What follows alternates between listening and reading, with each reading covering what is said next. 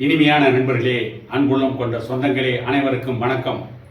தமிழகத்தை ஆள்கின்ற திமுகவினுடைய முதலமைச்சர் ஸ்டாலின், திமுக கட்சியிலே அங்கம் வகிக்கின்ற முன்னணியினர், அமைச்சர்கள், அதிகார பொறுப்பிலே இருப்பவர்கள், திமுகவோடு கூட்டணி வைத்துக் கொண்டிருக்கின்ற கட்சிகள், அதன் தலைவர்கள், அந்த தலைவரை பின்தொடர்பவர்கள், இவர்களெல்லாம் இன்றைக்கு பாட்டாளி மக்கள் கட்சியின் நிறுவனருக்கு எதிராக வரிந்து கட்டி கொண்டு நின்று கொண்டிருக்கிறார்கள். போதாத குறைக்கு ஊடகங்களிலே அரை வேக்காடுகள், குறை வேக்காடுகள், நொண்டி நொசக்கைகள், வாழ்வை இழந்தவர்கள், அரசியலில் அகதிகளாக்கப்பட்டவர்கள், ஊடகங்களால் நிராகரிக்கப்பட்டவர்கள், இப்படி எதற்கும் தகுதி இல்லாத சில எடுபிடிகளும் ஏவலாட்களும் பாமக நிறுவனர் டாக்டர் ஐயாவை ஏதோ வாக்கு தவறிவிட்டார் என்றும் அவரை ஏதோ தமிழ்நாட்டில் ஒரு ஹிட்லரை போலவும் சித்தரிக்க வேண்டும் என்று அவர்கள் நாக்கு வியாபாரத்தை நன்றாக நடத்த வேண்டும் என்று வந்திருக்கிறார்கள். இவற்றிற்கெல்லாம் அடிப்படை காரணம் என்னவென்று பார்த்தால், தமிழகத்தில் சமூக நீதிக்காக போராடுகின்ற கட்சியாக பாட்டாளி மக்கள் கட்சி இருக்கிறது, அதன் தலைவர் இருக்கிறார். இது ஒரு புறம். வன்னியர் சமூகத்திற்கு எதிராக ஒரு பெரும் கூட்டம் இருக்கிறது, பெரும் கூச்சல் போடும் சிறு கூட்டம் இருக்கிறது. அந்த கூட்டம் இதை பயன்படுத்தி கொண்டு பாமகவுடைய நிறுவனர் டாக்டர் ஐயாவையும் பாட்டாளி மக்கள் கட்சியும் சிதைத்து விட்டால் தமிழகத்தில் தன்னுடைய ஆதிக்கத்தை தொடர்ந்து நிலைநாட்டிக் கொள்ளலாம் என்று பகல் கனவு கண்டு கொண்டிருக்கிறார்கள். ஆகவேதான் அதானிக்கும் முதலமைச்சர் ஸ்டாலினுக்கும் நடந்த அந்த சந்திப்பு, அந்த சந்திப்பில் என்ன நடந்தது, எதற்காக சந்தித்தீர்கள் என்ற கேள்வியை டாக்டர் ஐயா அவர்கள் எழுப்பியதற்கு பிறகு அதற்கு பதில் சொல்ல தெரியாமல், பதில் சொல்ல முடியாமல், அல்லது எப்படியாவது இந்த கேள்வியிலிருந்து தப்பித்து விட வேண்டும் என்று தவித்துக் கொண்டிருந்த ஸ்டாலின், எழுதி கொடுத்தாலே சரியாக படிக்க தெரியாத முதலமைச்சர் ஸ்டாலின், அவர் வேறு வழி இல்லாமல் யாரோ சொன்னதை கேட்டுவிட்டு வந்து ஊடகவியலாளர்கள் முன்பு டாக்டர் ராமதாஸ் அவர்களுக்கு வேறு வேலை இல்லை என்று ஆணவத்தோடு பேசிவிட்டு வன்மத்தை கக்கிவிட்டு சென்றார். அதை கூட இன்றைக்கு ஊடகத்திலே பேசுகின்ற சிலர் யதார்த்தமாக பேசிவிட்டார் ஸ்டாலின் என்று சொல்கிறார்கள். ஸ்டாலினுக்கு யதார்த்த வாழ்க்கை என்னவென்றாவது தெரியுமா?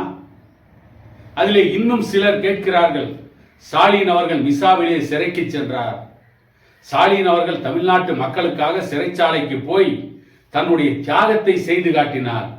அதிலும் நாக்கு வியாபாரி நாஞ்சில் சம்பத் வித்யாசாகர் என்கின்ற ஒரு எஸ்பியிடம் அடி வாங்கினார்.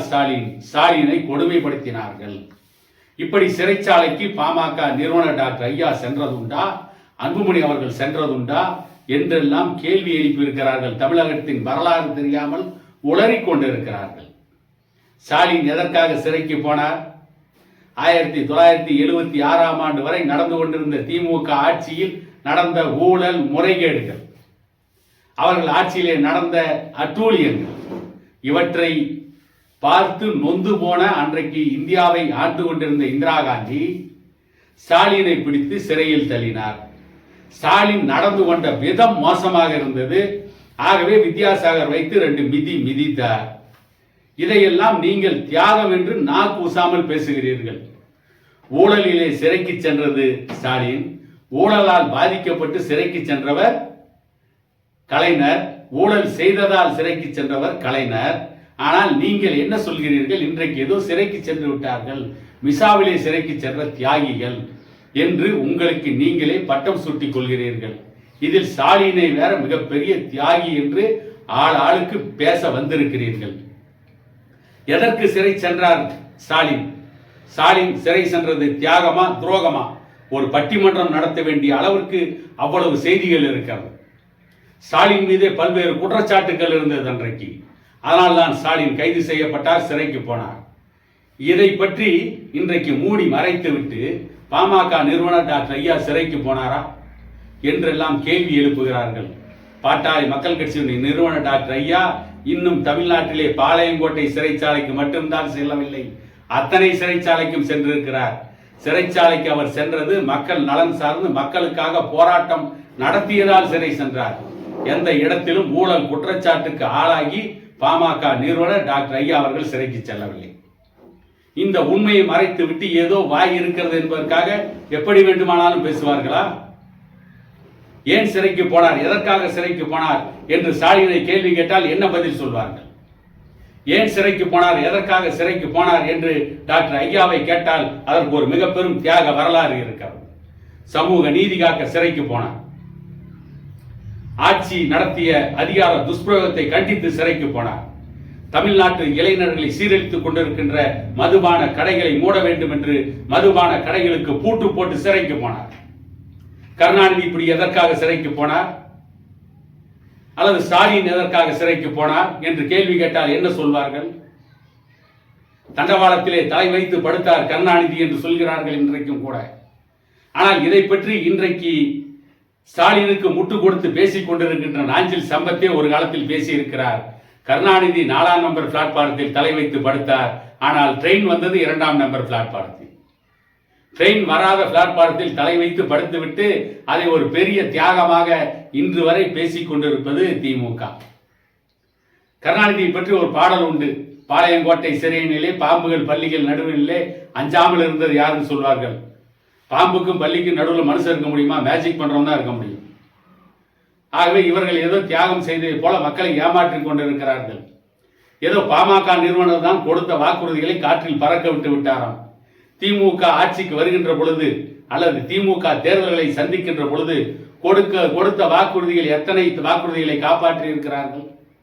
1967ஆம் ஆண்டு படியரசி திட்டத்தில் இருந்து இன்றைக்கு கல்வி கடன் தள்ளுபடி என்கின்ற வரையில், இதற்கு முன்பு நாங்கள் சாராய கடைகளை மூடுவோம் என்று சொன்ன வாக்குறுதியில் இருந்து கொடுத்த வாக்குறுதிகள் பலவற்றை காற்றிலே பறக்க விட்டவர்கள். திமுக ஆரம்பித்த பொழுது அடைந்தால் திராவிட நாடு, இல்லையே சுடுகாடு என்று சொல்லியவர்கள் அந்த வாக்குறுதிகளை காற்றிலே பறக்க விட்டு விட்டவர்கள். இவர்கள் தான் இன்றைக்கு டாக்டர் ஐயா அவர்கள் வாக்குறுதியை காற்றிலே பறக்க விட்டு விட்டார் என்று சொல்லிக் கொண்டிருக்கிறார்கள். டாக்டர் ஐயா தான் என்னுடைய கால் எந்த காலத்திலும் சட்டமன்றத்தில் படாது, நாடாளுமன்றத்தில் போவாது, அதிகாரம் மிக்க எந்த பதவியும் நான் வகிக்க மாட்டேன் என்று சொன்ன வாக்குறுதியை இன்று வரை காப்பாற்றிக் கொண்டிருக்கிறார். என்றைக்கு பொது வாழ்விலே அடியெடுத்து வைத்து அந்த வாக்குறுதியை தந்தாரோ அந்த வாக்குறுதியை இன்று வரை தமிழக அரசியலில் காப்பாற்றுகின்ற ஒரே தலைவர் டாக்டர் ஐயா மட்டும்தான். தமிழக அரசியலில் வேறு எந்த தலைவரும் வாக்குறுதியை காப்பாற்றவில்லை. திமுக கூட்டணியிலே இருக்கின்ற மதிமுக பொதுச் செயலாளர் திமுகவிலிருந்து வெளியேறதுக்கு பிறகு மதிமுக என்கின்ற ஒரு இயக்கத்தை கண்டு கன்னியாகுமரியில் இருந்து சென்னை வரை நடைப்பயணம் வந்தார். அந்த நடைப்பயணத்திற்கு எழுச்சி நடைப்பயணம் என்று பெயர். அவர் அப்பொழுது பேசிய பேச்சுக்கள் ஜெயலலிதாவின் சொத்துக்களை பறிமுதல் செய்ய வேண்டும், ஜெயலலிதாவை கைது செய்ய வேண்டும் என்று அந்த நடைப்பயணத்தை கன்னியாகுமரியில் ஆரம்பித்த மதிமுக பொதுச் செயலாளர் வைகோ அவர்கள் அவருடைய நடைப்பயணத்தை கடைசியில் போயஸ் தோட்டத்தில் வந்து ஜெயலலிதாவின் இல்லத்தில் முடித்து ஜெயலலிதாவோடு கூட்டணி கண்டார். வைகோ அவர்கள் அவர் கொடுத்த வாக்குறுதியை காற்றிலே பறக்க விடவில்லையா? மக்கள் நல கூட்டணி என்று ஒன்று வைத்து திமுகவை ஒழிப்பதுதான் முதல் வேலை என்று சொல்லிய திருமாவளவன், கம்யூனிஸ்ட் கட்சிகள், இன்னும் சில அரசியல் கட்சிகள், வைகோ உள்ளிட்டவர்கள், இவர்களெல்லாம் திமுகவுக்கு எதிராக 2016ஆம் ஆண்டு மக்கள் நல கூட்டணி என்ற ஒன்றை வைத்து திமுகவுக்கு எதிராக கடுமையான விமர்சனங்களை வைத்துவிட்டு கடைசியாக 2019ஆம் ஆண்டு தேர்தலில் திமுகவையே தோளிலே தூக்கி சுமந்தார்கள். இதுதான் கடந்த கால அரசியல் வரலாறு. ஏதோ தமிழகத்திலே இருக்கின்ற மற்ற அரசியல் கட்சி தலைவர்கள் எல்லாம் கொடுத்த வாக்குறுதிகளை காப்பாற்றி விட்டார்களாம். பாமக நிறுவனர் மட்டும்தான் கொடுத்த வாக்குறுதியை காப்பாற்றவில்லையாம். ஆகவே அவரை ஹிட்லரை போல, முசோலினியை போல இன்றைக்கு சித்தரிப்பதற்கென்று சில அரை வேக்காட்டு பயல்கள், சில நாக்கு வியாபாரிகள், சில வாடகை வாயன்கள் இன்றைக்கு பேச வந்திருக்கிறார்கள். தமிழ்நாட்டு அரசியல் அரங்கத்தில் கொடுத்த வாக்குறுதியை காப்பாற்றிய ஒரே தலைவர் பாமக நிறுவனர் டாக்டர் ஐயா மட்டும்தான். தமிழ்நாட்டில் வேறு எந்த அரசியல் கட்சி தலைவரும் கொடுத்த வாக்குறுதிகளை காப்பாற்றவில்லை. கொடுத்த வாக்குறுதிகளை காற்றிலே பறக்க விட்டார்கள். அதற்கு திமுக தான் மிகச்சிறந்த உதாரணம். அதிமுகவும் அதற்கு சளைத்தவர்கள் அல்ல. அவர்களும் கொடுத்த வாக்குறுதியை காற்றிலே பறக்க விட்டவர்கள் தான். ஆகவே இவர்களுக்கும் அதிமுகவாக இருக்கட்டும், திமுகவாக இருக்கட்டும், அல்லது பாட்டாளி மக்கள் கட்சியை பற்றி, டாக்டர் ஐயாவை பற்றி விமர்சனம் செய்கின்ற எடுபடிகளாக இருக்கட்டும், இவர்கள் யாருக்கும் பாட்டாளி மக்கள் கட்சியுடைய நிறுவனர் டாக்டர் ஐயாவை குறை சொல்வதற்கு தகுதி இல்லை, யோகியதை இல்லை என கூறிக்கொண்டு இன்னொரு காணொளியில் உங்களை சந்திக்கும் வரை உங்களிடமிருந்து விடைபெறுவது உங்கள் எடப்பாடி துரைசாமி.